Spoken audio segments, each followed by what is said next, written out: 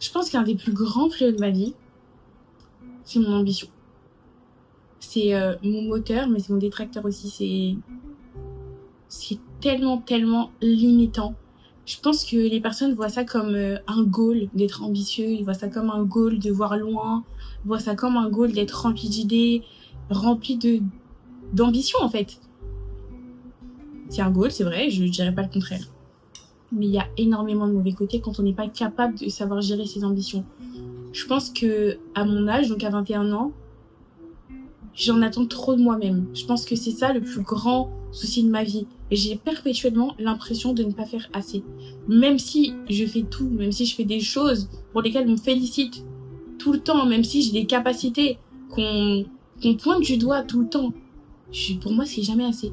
Je suis jamais vraiment heureuse des petites victoires que j'ai au quotidien.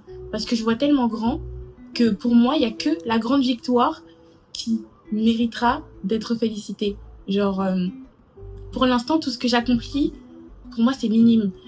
Parce que j'ai le malheur de ne jamais regarder en arrière. Je me retourne jamais pour regarder celle que j'étais avant. Je me retourne jamais pour voir d'où je viens.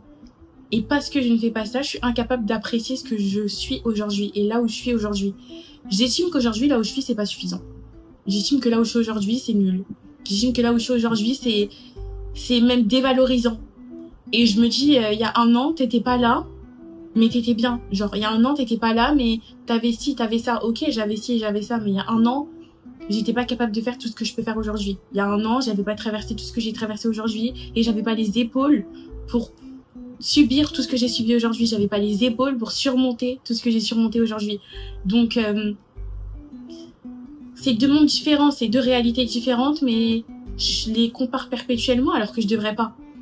Pour moi, c'est pas une question de comparaison, c'est une question de cheminement. C'est deux points différents sur une ligne linéaire du coup, mais c'est juste deux arrêts différents. Il y a un an, c'était un arrêt 100 pas avant. Aujourd'hui, c'est un arrêt 100 pas après. C'est peut-être pas l'environnement que je veux, c'est peut-être pas ensoleillé comme je veux, c'est peut-être pas fleuri comme je le voudrais, mais c'est quand même 100 pas en avant. Pour moi, quand tu traverses une vallée noire,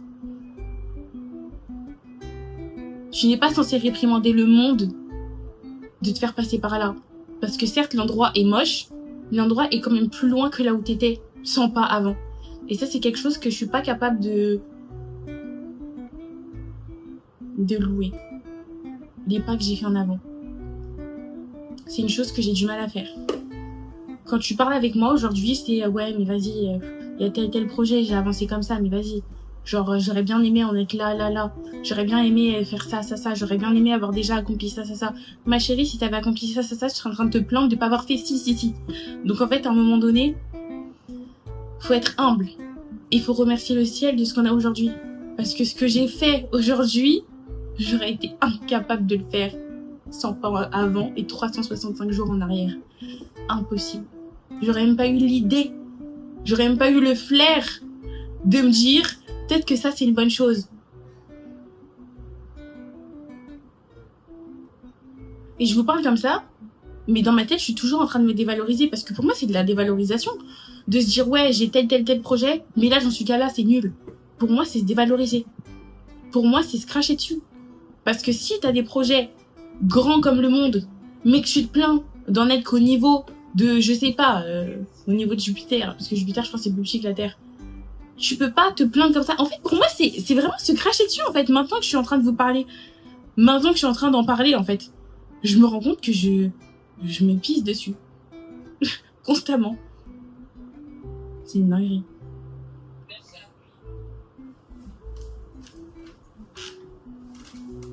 J'ai écrit dans mes notes que j'avais constamment l'impression de stagner. C'est faux. Je stagne parce que je vois pas la vie comme plein de petits challenges. Je vois la vie comme un seul et unique challenge. Un grand challenge. C'est littéralement impossible, à mon échelle et avec mon vécu, de réussir à gagner ce challenge. Parce qu'il y a tellement d'étapes que j'ai pas encore passées que je sais même pas comment je peux oser me réprimander pour ça. Je sais même pas comment c'est possible. Aujourd'hui, je vais faire un appel à témoins, même à moi-même, je vais me parler. Regarde là où t'étais il y a 2 ans. Regarde ce que t'étais il y a 2 ans. Regarde avec qui tu marchais il y a 2 ans. Regarde les choix que tu faisais il y a 2 ans. Regarde tout ce que tu étais il y a 2 ans. Regarde tes mémorises, regarde toutes tes notes. Demande même à tes amis. Fais tout ce que tu veux. Regarde même les notes que t'avais au lycée. Regarde même les notes que t'avais il y a 2 ans en cours. Et regarde tout ce que tu faisais. Regarde les remarques des professeurs sur toi il y a 2 ans. Et regarde celle que t'es aujourd'hui. Regarde la personne que tu es aujourd'hui. Demande-toi si tu mérites pas quelques félicitations quand même. Je pense que ce message me l'adresse aussi à moi-même parce que je suis très dure. Je suis très très dure envers ma personne parce que je sais à quel point mes ambitions sont hautes. Mais il faut réduire la cadence parfois. Je pense qu'il faut vraiment la réduire. Et je pense qu'il faut être honnête face à soi-même. J'ai 21 ans. Je suis jeune. Je viens d'entrer dans la vingtaine. Je sais où je veux aller. Je sais pas encore exactement comment, même si c'est vrai que honnêtement, pour dire la vérité, j'ai 1001 plans.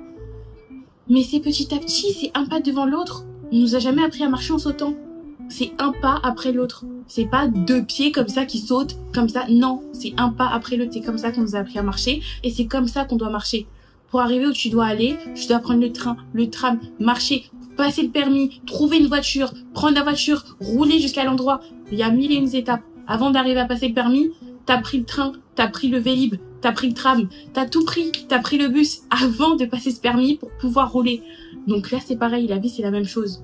C'est des étapes et des étapes. C'est la même chose. Ton ami a le permis, tu l'as peut-être pas. Ton ami a un diplôme, t'en as peut-être pas. Ton ami a le bac, mais toi, tu l'as pas. Mais ton ami aura peut-être telle difficulté que toi, tu n'as pas. Ton ami a peut-être vécu telle chose que tu ne vivras jamais, en fait. Et je pense que la comparaison perpétuelle du niveau de vie de chacun ralentit plus qu'autre chose. Tu peux t'inspirer. Tu peux te dire, ah ouais, trop bien, cette personne, elle a eu ça à tel moment. Mais tu sais pas tous les efforts qu'elle a fournis. Tu ne sais pas si elle est bénie aujourd'hui, cette personne, mais elle ne vivra pas demain une chute vertigineuse. Tu ne peux pas savoir, en fait. C'est pas possible. Et même si tu as l'impression de patauger dans un amas d'idées, dans un amas de n'importe quoi, je t'assure que dans cet amas de mots, dans cet amas de questions, tu trouveras la question qui va te mener à la réponse. C'est sûr et certain. Moi, j'ai pour rituel, à chaque fois que j'ai trop d'idées, d'écrire dans mes notes. J'adore écrire, donc j'écris.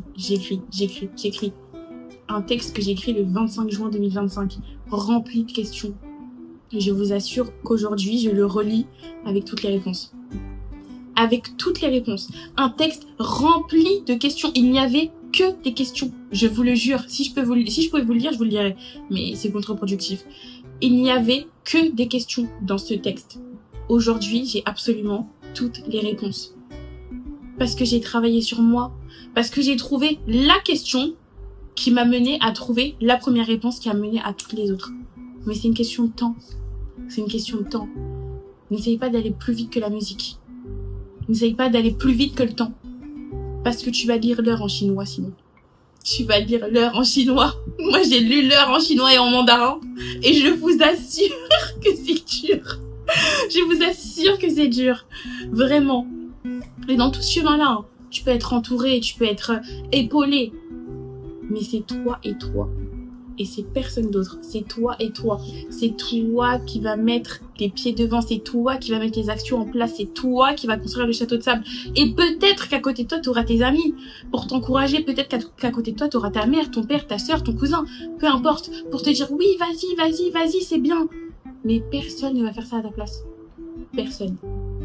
Personne. Crois-moi, reste assis là à regarder la vie passer. Reste assis là à attendre qu'on vienne t'aider. Tu vas encore une fois lire l'heure en mandarin. Et toi-même, tu vas te lever, tu vas te dire bon, peut-être que là, c'est le moment. C'est pareil qu'être figé par ses propres peurs. Personne ne va te sauver de tes peurs. Tes peurs sont dans ta tête et dans ton cœur. Personne ne va te sauver de ça. Je t'assure que tu auras beau aller voir tous les psys que tu veux. Ces psys-là, ils vont te pousser à la réflexion. Ces psys-là, ils ne vont pas te trouver la solution à tes peurs. Ils ne vont pas te trouver le remède à tes peurs.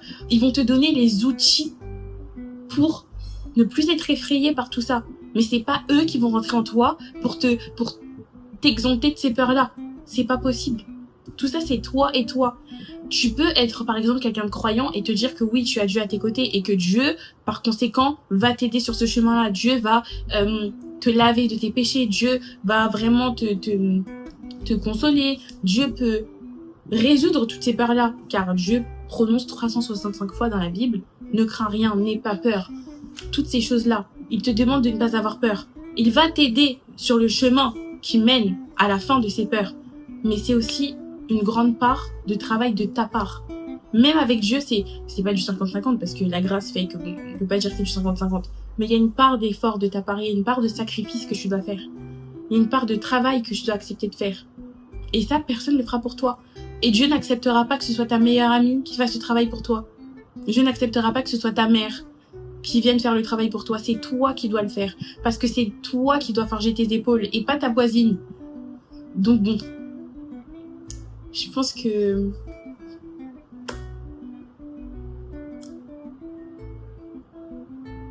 c'est tout par rapport à ça.